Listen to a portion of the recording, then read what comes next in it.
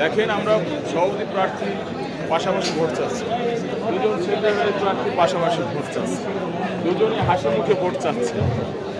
তো আমাদের মধ্যে এই যে সৌন্দর্যটা, এটাই হচ্ছে ঢাকা রিপোর্টার্স ইউনিটি। আমরা বাংলাদেশের যেসব পেশাদার সংগঠন আছে তার মধ্যে সর্বোচ্চ গণতন্ত্র চর্চার জায়গা হচ্ছে ঢাকা রিপোর্টার্স ইউনিটি। আপনাকে আমরা দেখি আরও কিছু প্রার্থী নিয়ে কথা বলার চেষ্টা করছি। তারা নির্বাচনী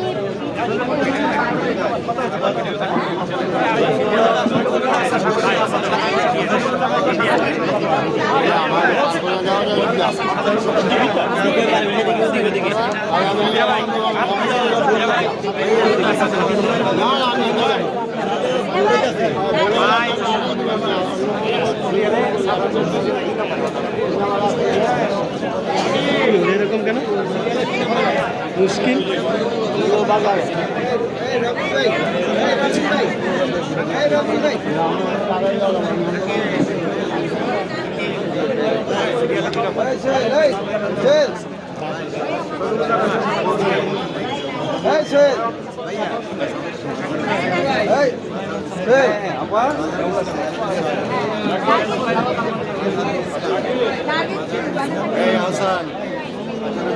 Manul, Manul.